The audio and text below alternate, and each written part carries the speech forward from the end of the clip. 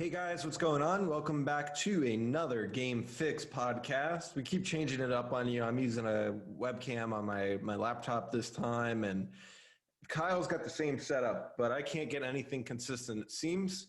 If you Yeah, guys well, have my been watching, setup usually involves the webcam cutting out, so we'll see if that happens again.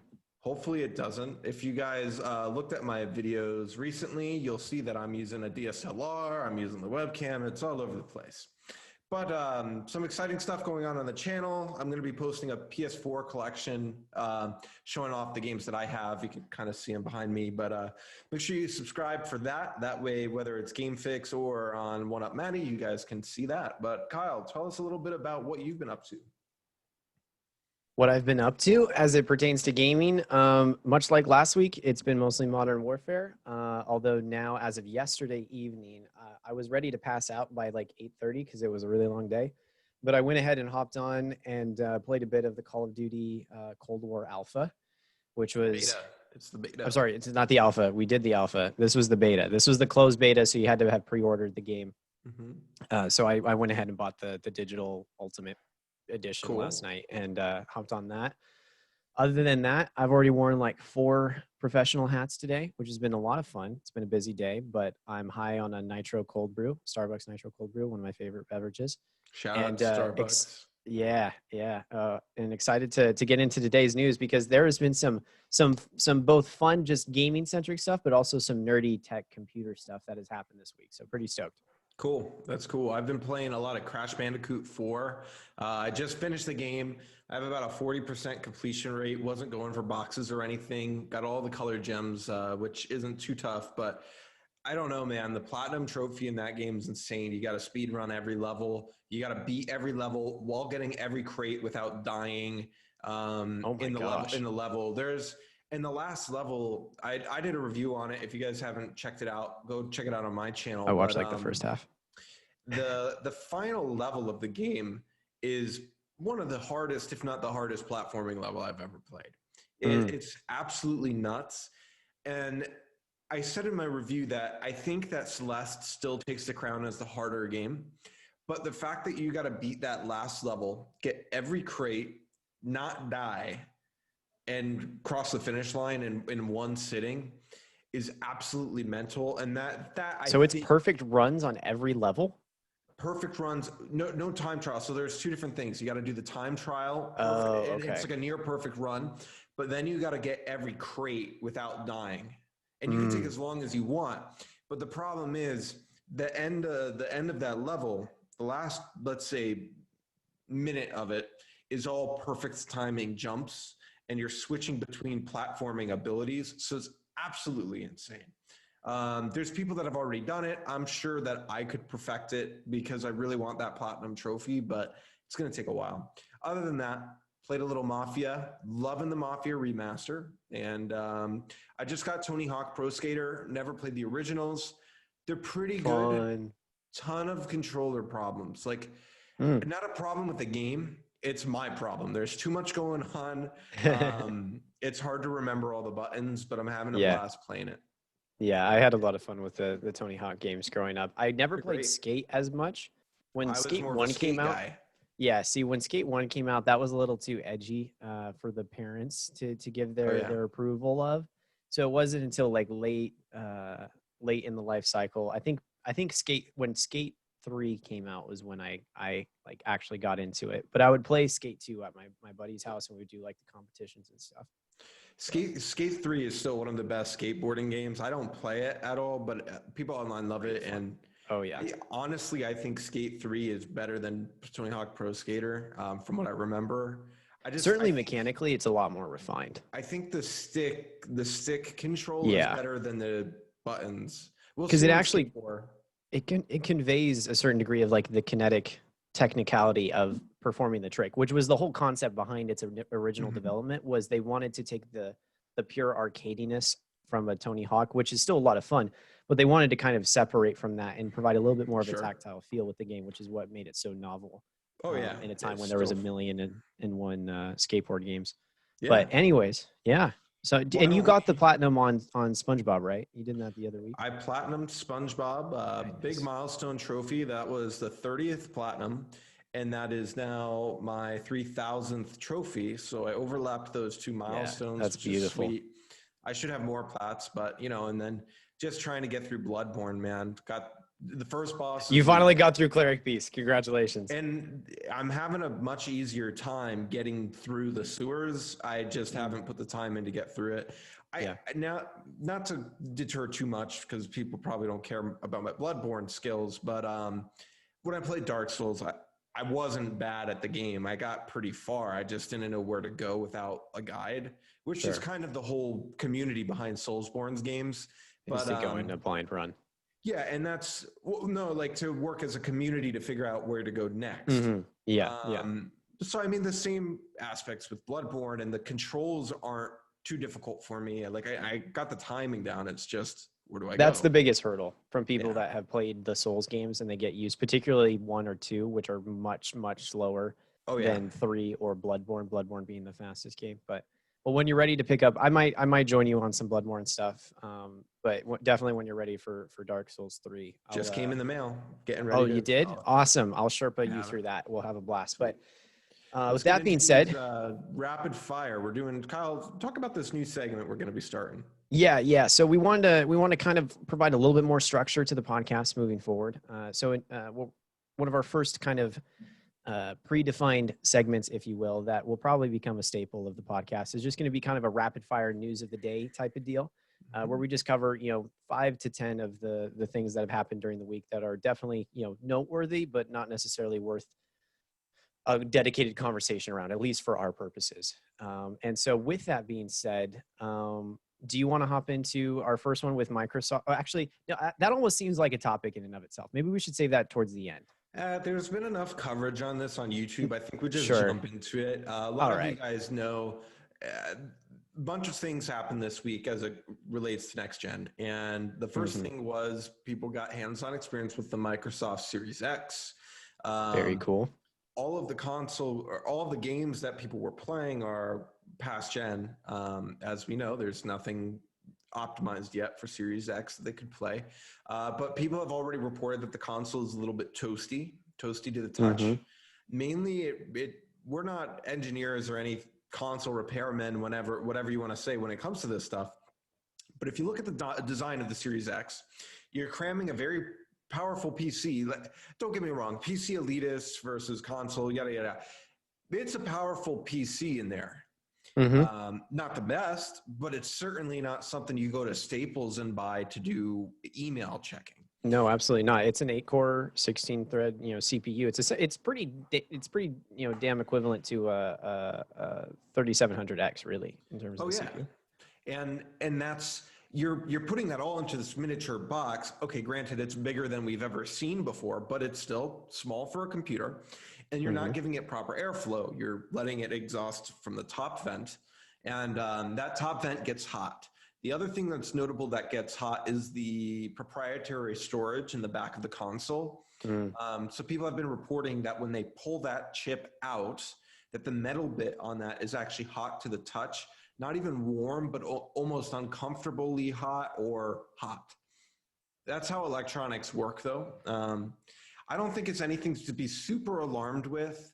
Consoles are going to run hot, PCs are going to run hot, and once we get them in our hands, we'll actually know if it's going to be a problem, overheating problem. But yeah, and having consoles run, electronics run warm isn't like you said, it isn't uncommon, and for it to be hot to the human touch isn't necessarily a concern in terms of the threshold of where you start to get significant long-term damage to a component, for example. So I think the 3700X, I believe, if you do like a pretty, an all-core task, we'll get to like 60 degrees Celsius, and that converts to 140 degrees in Fahrenheit.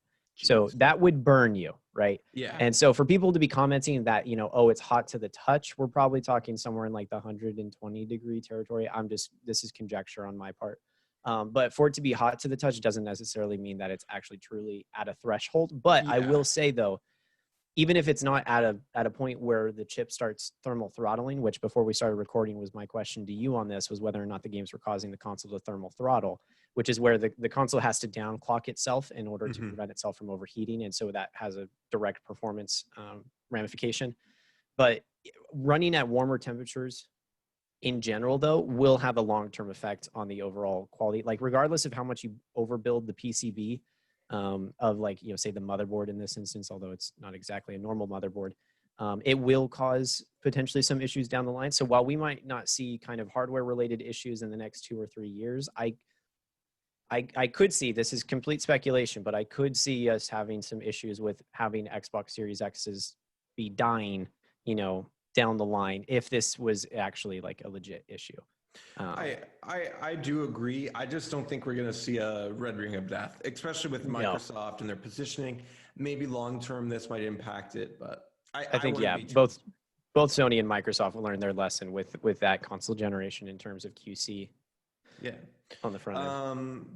2 quick things off the docket. Cyberpunk's gone gold. I know we talked about it last week. We're not getting a delay. It's coming out in November, and hallelujah, hands on it. Another big one that you guys are memeing on, Bug Snacks went gold. I believe it was this morning or yesterday morning. This game looks weird. I mean, are you getting it? No, I'm not spending $70 or $60 on it, whatever it is. Dude, when we saw the trailer for that, I was so confused. I'm like, what the hell am I looking at? It's the flagship launch title, Bug Snacks. It is, absolutely, baby. I believe it's by the guys that made Octodad. A lot of people want to check it out. Which is very entertaining. Yeah, I think it's going to be good for people that want that game, and especially for kids, but not for me. Yeah, definitely was weird. If the platinum is easy, it'll be like a $20 pickup down the years down the road. I mean, I just don't know how you come up with like the concept of a game like that unless you're taking like LSD or something. Like, that's just such a trippy. But anyways, so yeah, that went gold as well. Although I will say I'm a bit more excited about Cyberpunk finally going gold. We got confirmation on that. We speculated that it was going to happen. I was definitely pretty sure it was going to happen regardless of whether or not the game was ready. And now we got confirmation. It happened way earlier than I expected. I figured it would be 2 weeks down the road. Yeah. So that was quite the timely announcement. Additionally to that, a game that is near and dear to my heart, Apex Legends is now doing cross-platform. So that's pretty cool. That's definitely been kind of a staple feature for AAA games in the past. I want to say like 18 months. People have definitely raised their expectations. Ever since Fortnite. Yeah, ever since Fortnite, really. Yeah, you're totally right. And for me, it's incredibly convenient because all of my friends in Modern Warfare, I think that's part of why that game has been so important, like in terms of the social aspect of gaming for me this year, is because I'm able to play on my PS4 Pro because I'm a console scrub when it comes to Call of Duty, but play with my PC buddies, you know? And so that's opened up a whole new segment of play to there. So super excited for Apex Legends to be on that. Great and stuff. Then this is kind of our little transitional story into our first main topic of the day. But Intel announced, but basically provided no information about their next generation of CPUs called Rocket Lake. So this is going to be the 11th gen for Intel. And what's funny is they did it the day before AMD did their announcement for their CPUs in some sort of weak attempt to try and steal the thunder from AMD. But honestly, what ended up happening was no one cared about the Intel announcement, and all of the media coverage is focused on AMD. So it was a very unsuccessful attempt, in my opinion. I have nothing against Intel, but it was a very unsuccessful attempt to try and steal some of the thunder away from AMD because, quite honestly, AMD came out swinging with the 5000 series, as everyone kind of rumored and predicted, which leads us into our first topic. So, well, we're not there yet, actually. No. Oh, I'm sorry. Last part of the rapid fire news is the PS5 Teardown. We don't want to take a deep dive into this. Spawn Wave, shout out to Spawn. He's got a great video on the PS5 Teardown. He is a tech guru and repaired consoles for a living while he worked at a game store. So he goes really in depth. The big thing here is heatsink, the big ass fan, and liquid metal. Mm-hmm. These are big improvements for Team Blue in the Sony corner. The big heatsink people are kind of scared of and wondering why it's so big. It's actually a great thing to have a heatsink that big because it's going to allow more heat to come off of that console and spread. Talk about a juxtaposition to Microsoft, our first story of the day. So clearly Sony probably had the same thing in R&D. It was like, we need to take care of this. Well, this was years years ago, I believe. But the big thing when it comes to liquid cooling, for those who don't know, and I didn't know this until recently, When you apply thermal paste, for those that don't know, thermal paste or thermal compound is what connects the heat sink or the CPU fan to the CPU itself. And yes. fills in those gaps. Mm-hmm. Now, the way that it works is to the human eye, those look like two flat surfaces. But on a micrometer or a nanometer scale, they're rigid. All variations, yep. Exactly. And that paste helps fill in that gap. But that gap is not completely filled with the paste. However, when we throw in a liquid metal that is highly conductive like that into the mix, we're getting somewhere. Exactly. Now we're making that gap seamless so that heat is able to completely directly transfer. Exactly. And now that is going into that huge heat sink that we're seeing. And we got a big fan. I believe it's 140 millimeters. Yes. It's a big fan. Yeah, and it's very tall too. Yes. So we're going to get huge airflow.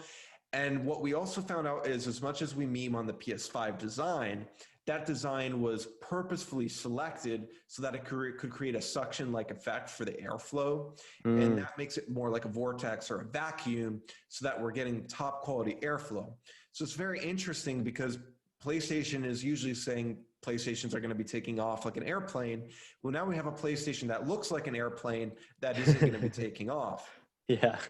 And from what the Japanese people are reporting, it sounds like the console is going to be extremely quiet and extremely cool for the first couple of years. Maybe it better be. It's the size of a couch. Well, yes, yeah, it's huge. It's very different design philosophy is coming. Even though the Xbox Series X is already big in its own right, the PS5. Like when you see the official teardown, I forget that gentleman's name, but like it's literally the size of his torso. Oh yeah, it's awesome. It's huge, but it's going to be a cool console to look at and a very cool console to play. Oh yeah, talk about a conversational piece in the living room. Yeah. So why don't we dive in? Okay, Ryzen now do we get to dive in? Yeah, let's hit this one up, and then the other big one we're going to dive into for those who want to know is GameStop and Microsoft. But big Ryzen partnership. 5000. Yes. Okay. So I was very excited for this. I've been kind of holding out on building my new rig contingent on this release. So now that it's finally here, I'm pretty stoked. And then the next contingency is whether or not I can get my hands on a damn 3070, but that remains to be seen. I want to touch base on that after we announce the CPUs for those. All right, cool. Yeah, because out there. Yeah. Technically, the news of the delay I think came out in between our recordings anyway, so it's suiting. But anyways, so 5000 series has come out, and AMD has officially taken over the title, at least as of right now, in lieu of Rocket Lake and in lieu of third-party reviews, the title for being the best CPUs for gaming. Nobody saw that coming, and they beat out Intel on almost every level except like graphical animation. Like that's the only thing Intel really has now on top of AMD, which is insane. Which is crazy. So poor Intel's marketing department is just going to be scratching their heads and banging their heads against the wall, trying to figure out what sort of narrative spin that they can pull. Because ever since Ryzen came out, in terms of multi-threaded workloads, due to the higher core counts, typically on a per price basis of AMD processors, if you had a workflow that incorporated multiple processors effectively, AMD has always or at least since Ryzen came out, been your go-to for that, and it has certainly had the value proposition in terms of being cheaper on a comparative basis, dollar per frame type of metrics versus Intel. But now the one thing that Intel has been holding on to, with their 5 gigahertz and all that sort of stuff, is their IPC, clocks, instructions per cycle, and their ability to eke out a little bit of a performance, and we're talking a delta of 3 to 8% on gaming performance in terms of frame rates. And now they finally lost that. So their last stalwart metric to say, well, we're the best at something that people care about is now gone, unfortunately. And still, Team Blue, not Sony in this instance, but Intel still comes with the hefty price tag, which is asinine to me because the competition has started to sweep the floor at mid-level and now high-level CPUs. Intel's got to respond somehow. And sure, the what is it? The 95. What is their flagship model? I can't remember the name off the top. 10900K. Okay, well that's Intel, the 10900K, and then now Ryzen 5950X. 5950X, yes. Okay, so the 5950X comes out at $799. What is Intel's? You have what to is know the that 1090 100K go for? the i9, but we're gonna pull that price up and just get 600. a so 600 to 650. So Intel's got them beat, but we'll see what happens with the. But here's a big difference there on the desktop side of things, which we're referring to. The launch was for the desktop. This isn't the database. This isn't the server Sure. CPUs, the Epic and the Rome equivalencies. Those are to come at a later date. But this is on the desktop, so consumer side of things. Another key distinction there is the core count difference that AMD Sure. has always had That's the huge. advantage in. So you know. The 10900K is probably most similar to the 5900X now. And so that is comparing an Intel 10-core processor to an AMD 12-core processor. And so what Intel has historically relied upon is the fact that their efficiency in terms of IPC and their slightly higher clock speeds has contributed to them having a superior single-threaded performance. So each individual thread of those cores is a bit faster than the AMD equivalent, which has been their advantage in gaming. But now, and this is due to several different reasons, which we can talk about just mildly on the architectural side. Again, neither of us have a computer science background, but I know these things at least conceptually because I'm a nerd for it. But now AMD has not only caught up, but actually surpassed them on a per thread performance benchmark, again, in almost every instance. And so that's a really big kicker now. So now we have a $550 processor versus a $550 or $600 Intel processor, where the AMD has both more cores and is faster per core. Which is nuts. It's nuts. It's crazy. The other thing outside of these, they're AM4 socket, right? So they're going to work in your motherboards that you have as long as they're AM4 compatible. Yep. And beyond that, the biggest thing here that stuck out to me wasn't even the processor, but we spoke a little bit about the 3070, the 3080, well, and the 3090 in our last podcast, but now we know a little bit about Big Navi and what to expect from Big Navi with the 6000 series of GPUs. Which it looks like NVIDIA is going to have a little bit of a run for their money. Because AMD is touting that their top-of-the-line graphics card outperforms the NVIDIA card, the 3080. I don't know if you caught this. I had to do some external research to pick this up, but currently the 3080 on Call of Duty Modern Warfare is getting 85 frames per second, all maxed out 4K. Big Navi 6000 series, whatever their flagship card, maybe not their flagship card, but whatever the competitor 3080 is. Sure. They're claiming it's going to get 88 FPS, maxed out 4K. 3 frames ain't that much, but saying it's better than NVIDIA is huge because AMD has been behind on the GPUs side. Oh, historically, yeah, they've been that's not been their strong suit. For CPUs, they were always kind of the value proposition, but especially on like the GPU side of things, they've also always focused on the lower end market. But again, ever since they made like the big architectural shift with Ryzen first gen, almost immediately the GPU market also started to receive some of those benefits, and they started to get into like the mid-range competition with NVIDIA on that front, while they were also competing with Intel on the CPU front. But yeah, this is now going to be the first time to where they're actually going blow for blow, essentially, with NVIDIA. And I believe, correct me if I'm wrong, but the predicted price for that particular unit that you're talking about, whatever it is, ends up being like the 6800X or whatever the naming convention ends up being. I think it's at least $100, going to be $100 cheaper than a 3080. I think it was like $600 was like the estimated price, which would put it $100 less MSRP. I haven't seen prices. I don't want to speculate on that 100%. Yeah. I don't even want to say that those figures are perfect, but we got to remember here, you're using an AMD CPU and an AMD GPU. Those together are going to provide a little bit better performance if you were to do AMD and an NVIDIA card. So I could see it being better. Hopefully the price is lower because that's going to be a huge plus.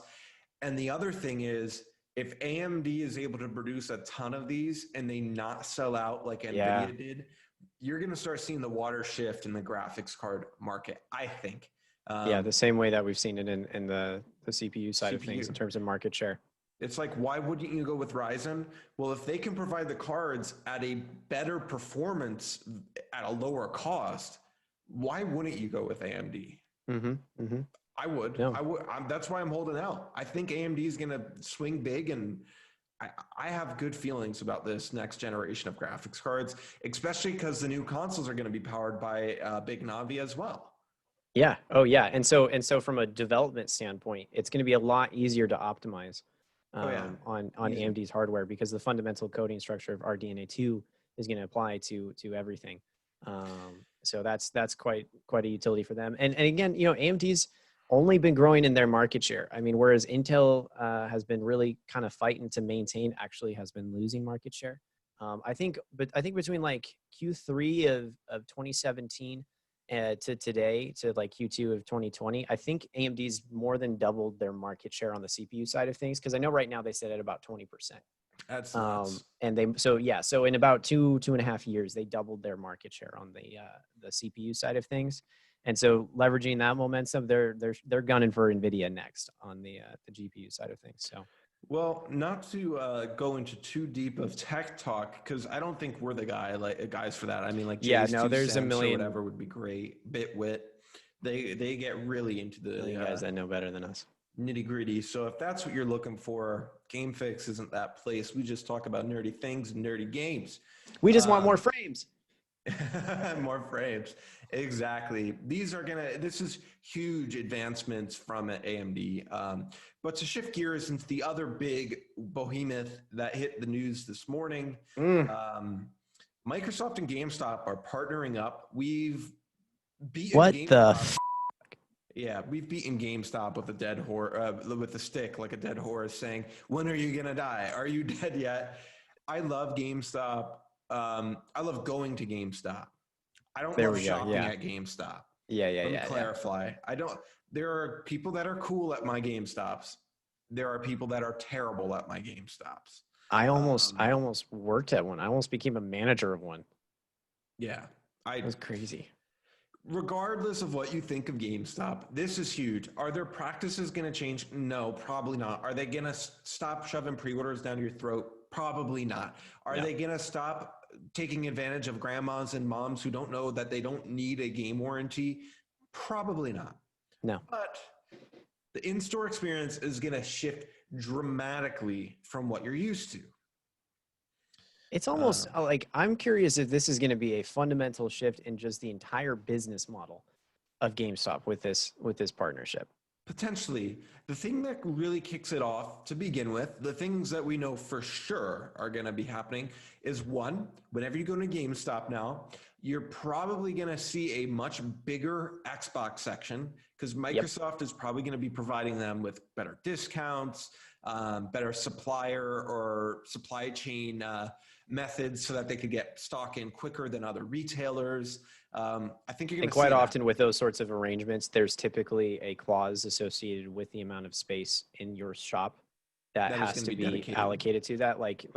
In boutiques, for example, like in boutique like sports, apparel or like bike shops and that sort of stuff. When they work with manufacturers of like, hey, we'll carry your stuff.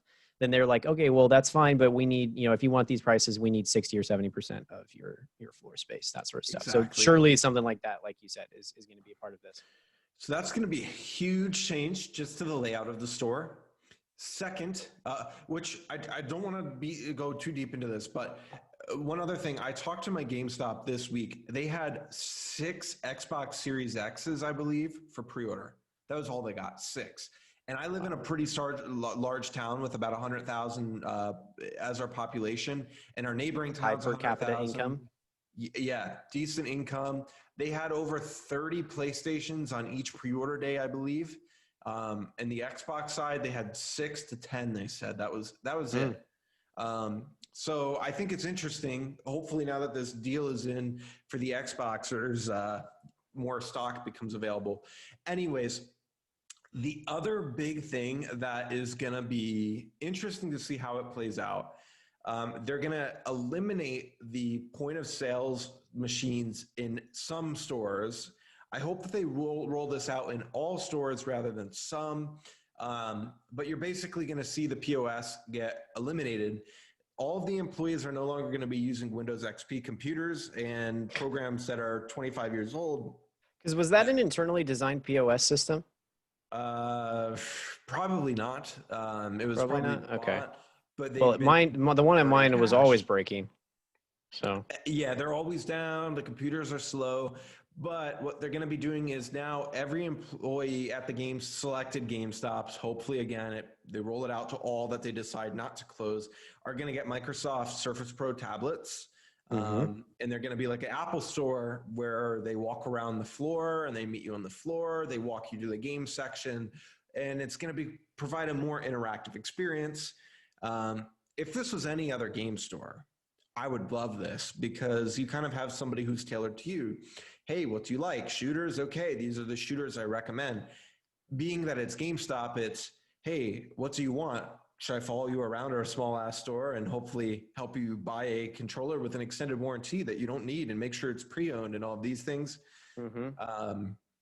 But opening up these stores are going to either provide more, what I think is going to happen is more room for collectible merchandise, which I can't give any shits about, or it's going to provide a more open flow to the store. Yeah, I think it'll accomplish that. And I think in terms, this is a little bit speculative, but I feel like this sort of a partnership with Microsoft and the fact that they're going to be, acting as a primary distributor, not only for the Xbox, but also for other Microsoft hardware products. There's almost like a sort of, I feel like they're gunning for like an Apple Store feel for this in terms of the saturation of like Microsoft's presence within the facility, and so they might be a little bit more strategic in terms of their placement of like trying to target, markets with that in mind, with this sort of like, this is a central hub for Microsoft hardware, so you might be, sure. I could see people going to a GameStop in the future for repairs on their Surface tablets and that sort of stuff, Well, I think Microsoft, I feel like I saw this in the news that they've decided to close their Microsoft stores as well. I have not seen that. I have a feeling that this is going to play into that if that is 100% true. Because if they don't have their stores available, GameStop might be able to cross-brand. Now, don't get me wrong, they're not going to say Microsoft GameStop because they're going to carry Nintendo and Sony products. But they could push a lot more, like you kind of said, those tech, whether it be their Surface phones or the Surface tablets. You're going to start seeing, or even PCs, GameStop custom PCs. Walmart's got their own custom line. Yeah. We might see those. The overpowered brand, is that what it's called? The Walmart thing? I think it was something like that. That might be it. I'm not too sure exactly what it is. Yeah. But the closure of the 83 stores, I'm looking at it right now. That lends itself to that theory. Yeah, the Microsoft stores were kind of cool too. It just kind of lines up with how the timing just lines up. That was a couple days ago. The GameStop was announced this morning. And also, finance tie-in. With the Xbox. With that partnership, shares of the dying stock that was GameStop shot up 44% today. Wow, it went up. What is it trading at right now?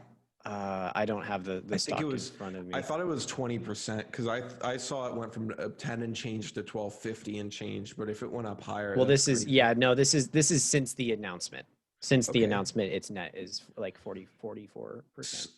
Right now, it's already kind of tapered off, to be honest. It's already tapered off by half the amount, but it's at $12 a share. Speaking of financing as well, the All Access Xbox program is now going to be pushed even harder because they have a deal cut with Microsoft behind the scenes, I would imagine. And so it's going to be a new feel for GameStop. It might let them last a little longer, but what I'm interested to see, and there's been some speculation about this online, how are they going to deal with transitioning to digital sales? Now that Microsoft is there and partnered with them, I have a feeling that Reggie behind the scenes helps pull this off. Reggie Fils-Aimé, if you don't know, was the former president of Nintendo of America. Yep. I have a feeling he had to pull some strings to do this. But now we might see GameStop and Microsoft team up with a trade-in program for digital games. Which would be interesting because then Microsoft could probably then say, hey, cool, we're going to spin it and make it so that you have to trade it in on our Xbox platform and you're staying in our ecosystem. But it could be the first step to introduce consumers to a trade-in or trade-up program.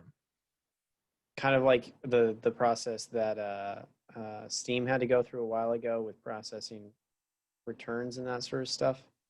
Not necessarily returns. I am almost wondering if Microsoft just in terms of like having to deal with like poaching and that sort of like people, bootlegging. Not even poaching, not making it a secondary market, but making it more of the only retailer you can go to trade in or trade up your digital Xbox games. Hey, if you want to do a trade in on whatever games you own on Xbox One, you come to us at GameStop. We link up, connect your email, and then we look at your games, you select them all, and you get a trade credit.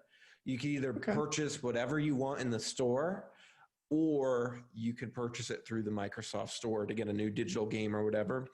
But the only thing that contradicts that is you could do it all at home on your console. I could imagine it being a pilot program, though, for Microsoft to see if it takes off. Yeah. Well, and I suppose lending itself to that theory somewhat is the clause that was a part of the actual arrangement.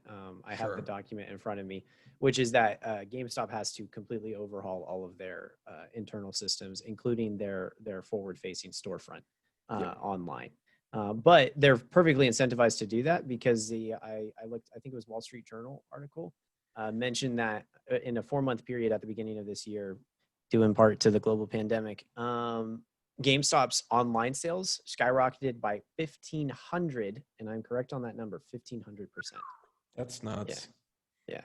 Well, it's skyrocketed by 1,500%, but keep in mind they have been running a lot of these sales where it's buy 6 games, get 50% off your order, buy 5 games, get 3 free. So yeah, the sales have went up, but how much of those sales have actually contributed to generating income rather than trying to keep the dying whale alive?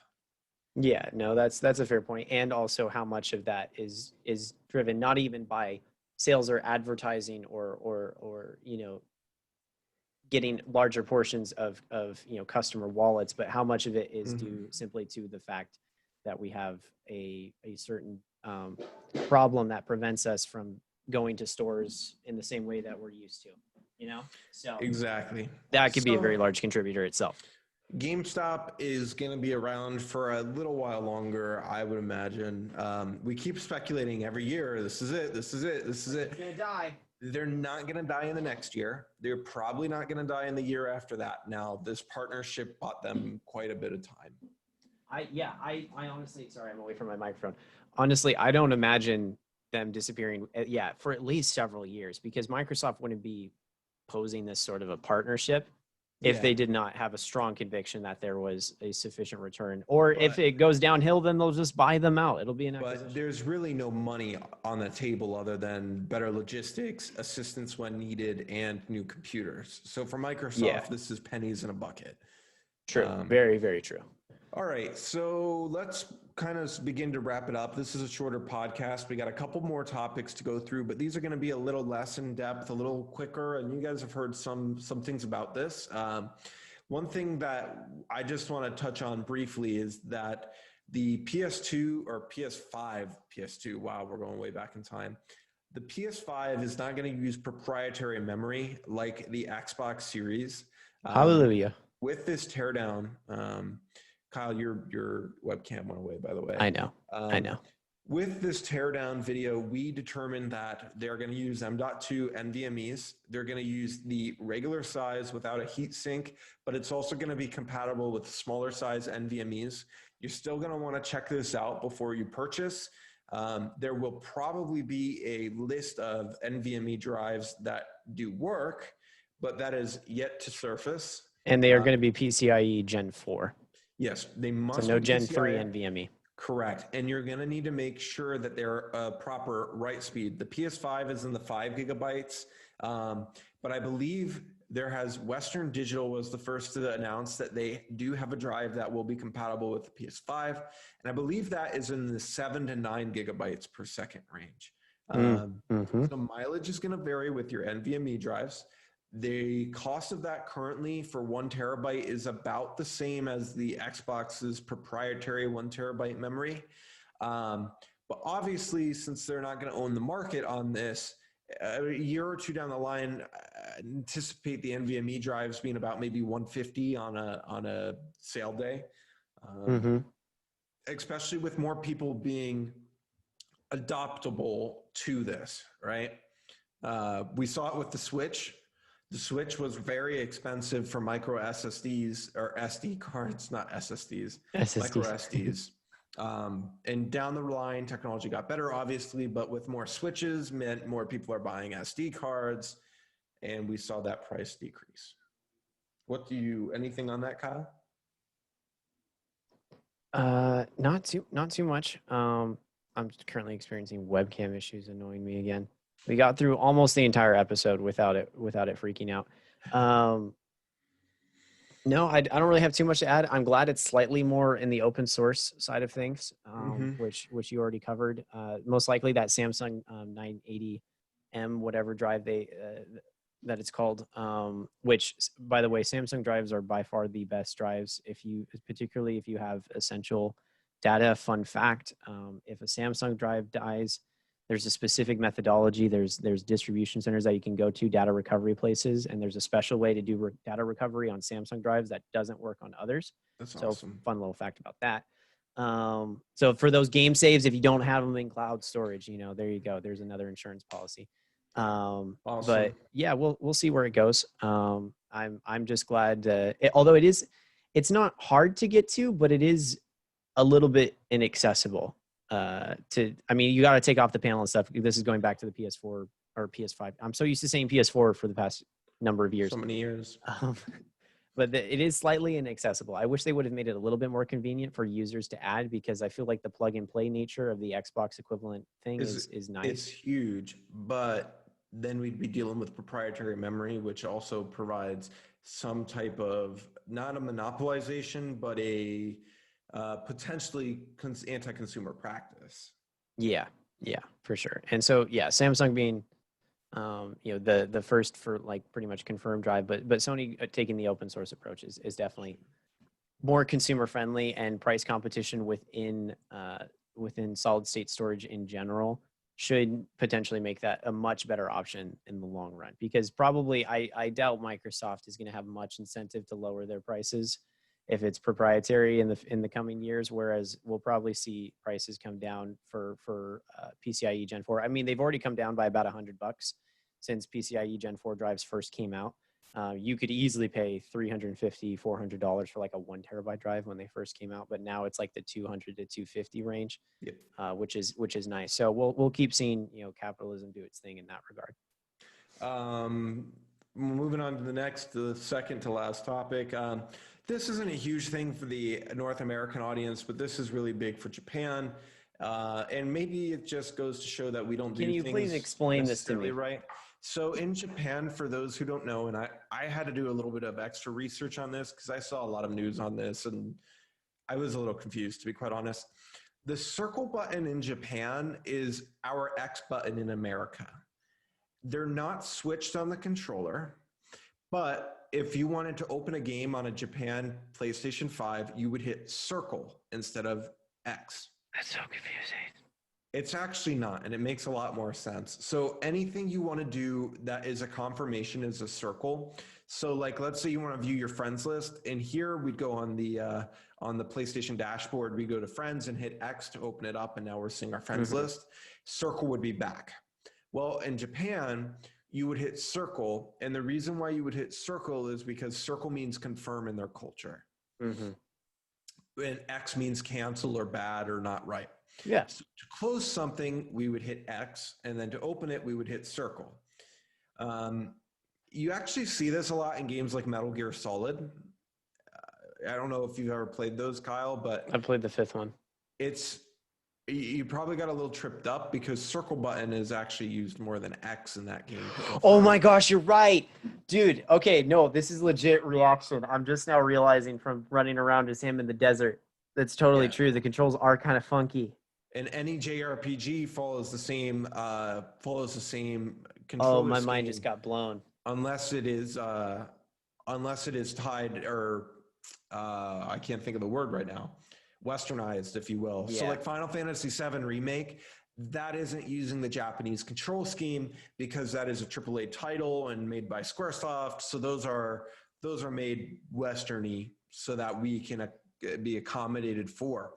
That is Now, so cool. a lot of people in Japan are really upset about this, and people are actually saying they're not going to buy a Sony console because of it. Wow. We'll see. But in Japan culture, Japanese companies should cater to their own audience first. And now it's being seen that Sony, a Japanese company, is actually catering to the Western world and their way of doing things, which kind of feels like neglection towards the Japanese market. Yeah, towards their culture. No, it's understood. Long term, I don't know. But one other fun fact for those of you guys out there, if you look at a Nintendo controller as well, that's why A and B are switched on Nintendo. A comes first in the alphabet, B second. And that's if you play Breath of the Wild or whatever. I get tripped up all the time on the controls for a Nintendo console because they're flipped. So Nintendo never standardized it for the States. Microsoft did, so did Sony. But there are still games out there for the Sony consoles that don't do it. You actually like legit blew my mind when you said that, because I remember playing Metal Gear Solid 5 at the Phantom Pain and being like, these controls like are not intuitive. It's kind of weird. And now I understand why. I never like mentally, I just got used to the muscle memory. I never like consciously thought about it, but now it makes sense. And that's the same for me. And that's why when we play those games, we get tripped up because we expect from all the games we've played that the buttons are going to be similar. And they're not in that instance. Now, other fun fact before we completely kill this topic, the square button was intended to be used for a map, square like a map. That's why, okay. And then triangle button. What the heck is triangle? This was a little weird. This was supposed to be used as the camera button before we had analog sticks. So Nintendo had the C buttons. Sony, you'd hit the triangle button and then be able to change the camera. Oh my goodness. So yeah, thank God for analog sticks. But, but yeah, so circle, cross, it confirm, cancel. It makes more sense in Japanese culture. So I mean, if I was Japanese, I could definitely see myself making the sort of cultural argument of like, this isn't necessary, or like, Exactly. So, Fun. All right. And last but not least, Kyle, let's just touch base. I'm sorry, I've been taking up a lot of the airspace on these ones, but I'm the Sony pony. I love these consoles. And I did a video on this earlier today. If you guys really want to dive into some more detail on it outside of Kyle and I just chatting, PlayStation released more information on the PS4's backwards compatibility going to the PlayStation 5. Initially, we thought it was going to be 100 of the top PS4 games. That's what Jim Ryan said that were confirmed a while ago. Now we have seen them shift the tides to 99%, and we've kind of been wondering what that means. Well, today we got confirmation. Sony should be marketing at 99.9% instead of 99%. The following are the PS4 games that will not work on the PlayStation 5. DWVR, Afro Samurai 2, 1, TT Island of Man, Just Deal With It, Shadow Complex Remastered, Robinson the Journey, We Sing, Hitman Go, Definitive Edition, Shadwen, and Joe's Diner. Those are the only games on the PlayStation 4 that will not work on PS5. That means PlayStation 5 will have over 4,000 titles day one. That's pretty awesome. Absolutely nuts. Now, I have one question to that 99.9%. Yep. Which is the one part of the announcement said that some of the games that are technically in principle backward compatible, but that they may exhibit errors. Yes. Was the particular phrase used? So is that going to be contingent on the developer to fix that, or is that on a PlayStation side in terms of the optimization? What we do not know. And that is the one thing that is very ambiguous. Ambiguous. Ambiguous. You're actually not wrong. So what you're doing, so ambiguous is how you would say that word, but to use it as an adjective would be ambiguity. So your pronunciation is correct, but it's for a different. Sue me, everybody. I don't do this for a living yet. Anyways, that was a fat fail on live stream. You're fine. Live stream, but no one cares. Guys, I'm done. Anywho, they did mention if you're gonna be buying a game, you could buy the game and the game should work fine. But before you buy additional content, they said make sure you're pleased with the performance. I don't see how we're gonna see performance drops in these games going to PS5 because we're gonna probably get faster load times. But there might be some bug. If you look at Crysis on the PC, that game still doesn't run well on PC because it's just so poorly optimized. At a time, even when I first got Windows 10, I tried running Crysis, and it's like impossible to run because it was never meant to run on Windows 7, let alone Windows 10, it seems. Mm-hmm. And so those are going to be the real issues I think that we run into. But Sony is saying that almost every game is going to work flawlessly. Mileage is going to vary, and time will tell. We'll figure it out when it comes out. I think it's safe to say, though, anything first party is going to run well. Anything AAA is probably going to run well. Anything that sold well is probably going to run well. If you're into JRPGs, if you're into games that are niche titles or indie titles, you might not get the best performance, but everything else should be fine. Pretty awesome. I think it's great. Compared to Microsoft, I just find it funny because Sony decides to release a list of games that will not work rather than here's a list of games that will work. Mm-hmm. Everything will work except the narrative is very different behind that. Yeah. And the volume of games. It's insane. It's massive. And that is a complete reversal of what people thought was going to happen with Sony. Because everybody was like, well, backwards compatibility, Microsoft is, taking the lead there. And it's like, well, actually, Sony did, in fact, come back and respond and they did pretty much give everything people could reasonably ask for. To wrap this topic up, it will be interesting to see what Sony does going forward. If you want backwards compatibility for the PlayStation legacy, so PS1, PS2, and PS3, here's what you need to do. When you get your PS4, you need to play a lot of backwards compatibility. PS5, I mean. When you get your PS5, you got to play a lot of PS4 games via backwards compatibility and show Sony that we are going to use something like this because we can begin to see what Microsoft did if we can prove that it's something gamers want, where they can implement it via system update to the point where select or potentially full libraries are going to become playable. We're not going to see, I doubt we're going to see system on a chip for backwards compatibility for legacy hardware, but we might be able to see virtual emulation to the point where what I'm hoping they do is just insert the disc. They check the license by trying to figure out if any of your disc is readable, because some of those old games are really scratched up. And as long as you have a portion of that game disc that's readable, whether it be affected by disc rot, which PlayStation hasn't had a huge issue with, but scratches in general, they'd be able to say, you have the license, we'll download it from the cloud. And again, you're not going to have an interesting policy. Yep. And you won't get full library compatibility because you'd have to make sure that the publisher is okay with uploading their game to your database to be able to be downloaded onto a system. So it would be similar to Microsoft's methodology, but I think it's a possibility, especially where we're at. Yeah. No, that actually kind of seems like a good way to take it. My only thing would be they might try to figure out some way of authenticating what copy of a disc it is, so that somebody can't just take the same disc and give it to all their friends. Well, you still need the disc in the system to play.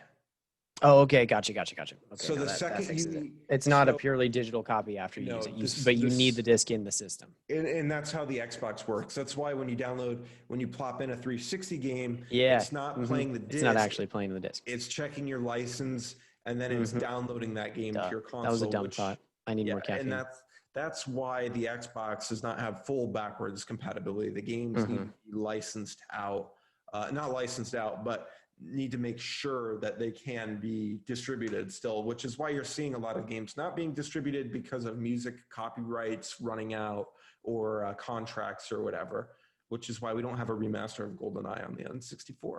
Dang it. Yeah. I actually remember playing that. Also, one last quick topic. Yeah, go for it. Call of Duty beta. Oh, yeah, Call of Duty beta. Which you haven't played yet because you're getting a physical copy, because you're old school and boring. I'm trendy and new and making financially poor decisions, and I bought a digital copy. Games. I like owning them. Yeah, I know. And so you get a $10 gift card when you buy it from Best Buy, and if you buy it at Walmart, you get 20% off. So we save money buying a physical product that we can resell. 100%. I understand. I was just clickbaity. And I saw it last night, and I decided rather than go to bed, I would stay up until the download finished, which was very fast because thank God I have fast internet. And played a couple rounds of the beta. So you, Matt, obviously you played the alpha. We actually played a good amount of that together. And we definitely enjoyed our time, although I felt like, we both had our concerns with the game. I can speak to the state of the game as of last night playing it. I enjoyed my time. But I'm a bit, full disclosure here, I'm a bit biased. I do have a slight preference for Infinity Ward's Call of Duties, historically speaking. I was a very strong Modern Warfare player. I did play the Black Ops games, and I did enjoy them thoroughly. Black Ops 2 in particular is probably my favorite of those. But Cold War's good. Mechanically, it definitely feels like a Treyarch game. But I still have some of my... I still have some of my overall concerns. Gunplay is very strong. Weapons kick hard, and I feel like the aim assist is way overtuned. I was tinkering with it. I am hooked on people through like solid boulders. It's crazy. Jeez. So my aim will get yanked. Yeah, it's trippy. My aim will get yanked across a boulder, and I'm like, and so now I know when that happens, that means there's a dude on the other side. So they need to work on that. But that's fine. That they can tinker with that. They need to add freaking. Sorry, this is my critique of the game. They need to add controllable spawns like you have in Modern Warfare on the larger maps, because like that snow map that we all played in the alpha, so that's back in the beta. Same problem still persists. When you don't control where you spawn, I just feel like I'm not actually contributing to the war effort in terms of shifting the tide of the battle, because I just die and then I have to respawn. And then it's like a running simulator, except this is Call of Duty. So you don't want it to be a running simulator. It's not Death Stranding. It's not Death Stranding. Sure as hell feels like it some of the time. Death Stranding's a 10 out of 10 game. Fight me. Oh, here we go again. You can pick that up with Bogey. Outside of that, it looks good. It looks like it'll be fun. Although I'm going to be honest, I'm going to miss Modern Warfare, because that to me is like the best Call of Duty has ever been.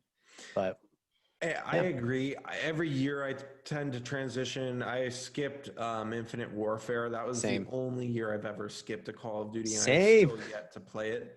I want to go to Five Below, because Five Below carries it now. And I just want to pick up a copy to give it a run. But I will say the new game is different. I prefer Modern Warfare. 100%. I will say Black Ops 2 is my favorite Call of Duty of all time. And Fair. Part of my gripe with the alpha, one, it's an alpha. Graphics didn't look great. Probably the end game is going to be better, and PS5 is probably going to provide better graphics with moderate ray tracing. Can I add something to that? Crazy. Yeah, go for it. Sure. So in the beta, it does feel, at the very least, the intro cinematics look considerably better, and maybe this is just placebo, but it does look better on that front. I would say even some of the graphics within the game feel a bit improved, but the one thing that they are totally jacked up on, and it is borderline distracting at times, and it's also somewhat map contingent, is so maybe it's the way, if they're getting bottlenecks in terms of the bandwidth on textures and that sort of stuff. Again, I'm not a game designer. I'm just trying to make inferences here, but it's particularly prevalent on the larger maps that have a lot of resources in the game. Is the anti-aliasing is atrocious. Yeah. It is so bad. The gun will just turn to pixels when I ADS sometimes.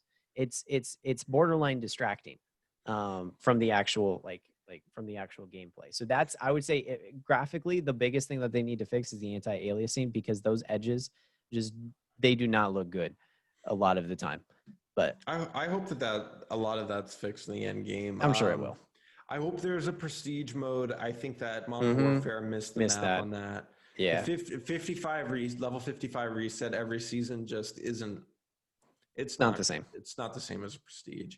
I would be the highest prestige I've ever been in a Call of Duty if they had that system in Modern. I got Master Prestige on Black Ops 2. I probably wouldn't have gotten maxed out on this game though. And my last thing is I want to play the beta. I want to try to figure out how I like it, because now you actually have to unlock things. It's not everything's unlocked for you. I think that's going to change a little bit of my views on the game. I think it can only go up from here. It's not an infinite warfare disaster. I think it's going to be good. And I'm honestly really excited about campaign and zombies more than anything. Yeah. So multiplayer Treyarch's always done well with that. Is going to be hit or miss, because zombies is really what I'm going to play for. And then that campaign looks absolutely stunning, especially on next gen hardware. I think it's going to look even better. Yeah. Definitely looking forward to it in any case. Oh, I will say I thank goodness I remember this. You want to know what my favorite thing about Cold War is so far? My single favorite thing? What is it? Bar none. Nothing comes close to this. Gunplay, graphics, map design, weapons. Nah. Most important thing to me, best thing ever, FOV slider on console. That's huge. That's a huge thing. Dude, I'm telling you, when I started playing with that, I felt like a god, because I remembered and started my third match last night. I'm like, wait a second, they added an FOV slider. I remember reading about that. And I turned it on and I went to max, and I was like, this is like dead silence on steroids in Modern Warfare, because if you guys don't know, your FOV gets slightly wider when you're in dead silence mode. And I was just like, oh, this is the best thing ever. So quality of life improvement there. I was ecstatic about that. But the rest of the game could use some work. All right, guys. Well, that's pretty much it for joining in on the GameFix #3 podcast, recorded on October the 9th. Thanks for sticking around. I thought we were going to do this one a little quicker, but that's fine. We ended up going our full length almost. Guys, thank you so much if you ever made it this far. It looks like our drop-off rate right now is about 80% towards the end, but hopefully our analytics pretty dang good. are getting better. Yeah, I think we have 20% that make it to the end. So if you're in that 20%, just know I'm chilling with that. You're in our top viewerships. Make sure to click the merch link down below that doesn't exist, and make sure you donate your Twitch Prime, which also doesn't exist. And if you want to join our Patreon poll, that doesn't exist either. This is the GameFix Podcast, and we will catch you in the next one. Peace. See you in a few. Peace.